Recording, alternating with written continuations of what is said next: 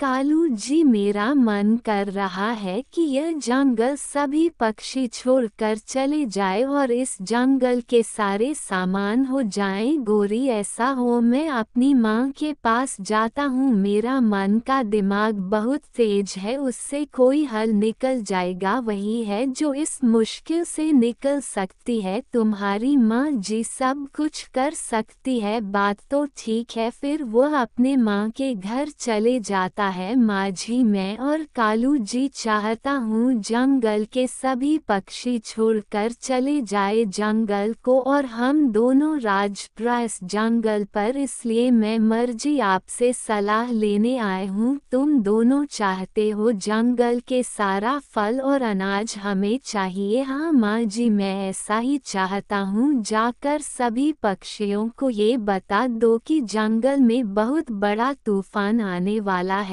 कल जंगल के सारे पक्षी डर के मारे भाग जाएंगे। फिर वह जंगल तुम्हारा हो जाएगा और तुम दोनों ही जंगल पर पूरी राज करोगे। मेरी प्यारी माँ, तुम तो बहुत अच्छे दिमाग लगाए हो। मैं अभी जाता हूँ जंगल के सभी बच्चों को जाते हुए रास्ते में गोरी कई को रानू चिड़िया मिलती है। उससे हमारी जंगल के और एक बहुत बड़ा तूफान आ रही है। जंगल के सभी पक्षियों को बता दो ये जंगल छोड़कर चले जाए, किसी सुरक्षित जंगल में चल जाए। गोरी कभी की बात सुनकर गाना चिड़िया डर जाती हैं। क्या गोरी, कभी तूफान आ रहा है, हम सबको जल्दी यहाँ से भगाना होगा। मैं जाकर अभी कबूतर को बताती हूँ। चिड़िया वहाँ से जाने लगता है। गोरी कभी अपने घर जाती हैं। कालू जी, मेरा मन ने ऐसा उपाय बताया है, शाम होने से पहले जंगल के सभी पक्षी जंगल छोड़कर चले जाएंगे। गोरी कभी कालू कौवा को अपने माँ का सारी उपाय बताती है। दोनों पति पत्नी बहुत खुश। गोरी, तू मिट्ठू के पास जो, मैं बुलबुल के पास जाता हूँ, हम उनको भी यह खबर सुना देते हैं। फिर गोरी जान लगता है मिट्ठू मेरे भाई। मिट्ठू जंगल छोड़ने के लिए क्यों? गोरी, इस जंगल में क्या होने वाला है? क्या कोई शिकारी आने वाला है? नहीं, इस जंगल में तूफान आने वाला है, बहुत बड़ा तूफान आने वाला है। जान प्यारी है तो जल्दी से अपने पति के साथ लेकर अपने माँ के घर जाता हूँ। मैं तूफान का मुकाबला नहीं कर सकता हूँ, मुझे तूफान से बहुत डर लगता है। ऐसे रहते हुए वहाँ से चल जाता है। कबूतर भैया हौसला रखें, जब तूफान रखेगा तो हम लोग वापस आ जाएंगे। कबूतर तो तूफान की खबर सुनकर रोने लगता है। चिड़िया बहन, मैं बहुत मेहनत से अपना घर बनाया था, अगर जिंदा रहे तो घर दोबारा भी बन सकता है। कबूतर भैया आप मेरी बात मान ले, फिर आओ। चिड़िया अपने घर जाने लगता है और अपने बच्चों से कहती हैं, गुड़िया और कुकू अपना सामान इकट्ठा करो, जल्दी भरना है हमें इस जंगल से आज शाम तक। मगर मामा, हम लोग कहाँ, ये जंगल छोड़कर जाना होगा। कल बहुत बड़ा तूफान आ रहा है, गंदा है ये तूफान। कई बार तूफान के वजह से हमारा घर छोड़ना पड़ता है। मामा, अब हम कहाँ जाएंगे? गुड़िया, आप लोग चिंता मत करो, उसे दिन के लिए हम अपने नहाने के घर चले जाएंगे। जैसे ही तूफान रखेगा हम वापस आ जाएंगे। गानों का घर सुनकर बच्चे लोग बहुत खुश हो जाते हैं। लोग अपने जाने के लिए तैयारी करते हैं। फिर वह सब सामान इकट्ठा करके बच्चों के साथ लेकर घर से निकल जाता है। मिठू तोता, हरियाली तोता भी थोड़ा मोड़ा सामान लेकर घर से निकल जाता। पेड़ पर देखा है उनके पास जाता है। गोरी और कौवा, कालू आप लोग कहाँ जा रहे हो? और कालू, अपने आज शाम अपने मन वाले जंगल चले जाएंगे, जल्दी करो चले जाओ, तूफान आ जाए, तुम्हारे छोटे छोटे बच्चे मर ना जाए। भालू, कभी तो अच्छी बात कर लिया करो पगल। फिर रानू चिड़िया वहाँ से चली जाती है। कबूतर और उसकी पत्नी भी जंगल छोड़कर जाने लगता है। दूसरी ओर बालू वीर बुलबुल भी अपनी घोंसला उठकर जाने लगता है। जंगल छोड़कर जा रही थी। जंगल की सभी पक्षी अपनी की सुरक्षित जगह पर जाने लगता है। शाम होने से पहले आलोक कुमार गौरी को भी जंगल में अकेले रह गए थे। वह दोनों एक पेड़ से मीठे मीठे फल खा रहे थे। कालू जी, यह मीठे फल और मेरे और तुम्हारे हैं। अब आप किसी जंगल में नहीं है, कोई दूसरा पक्षी। आप हमें दाना पानी लेने कहीं दूर दूर नहीं जाना होगा। वह दोनों काव्या जी भर का फल खाने लगता है और अपने घर जाकर सो जाते हैं। रात हो जाती है। रानू चिड़िया भी अपने मन वाले जंगल आ जाता है। अपने माँ के पास बैठे हुए थे। अच्छा किया बेटी तुम यहाँ चली आई, यहाँ तूफान का कोई डर नहीं है। गुड़िया माँ से कहती है मुझे ये समझ में नहीं आ रहा है, कुछ कौवा को पता कैसे चला कि जंगल में तूफान आने वाला है? किसी ने उसे बता दिया होगा। ऐसे ही कुछ दिन गुजर जाते हैं। घोड़ी और कालू मजे से मीठे मीठे फल खाते हैं। मैं काला कौवा में नाला कौवा, वाह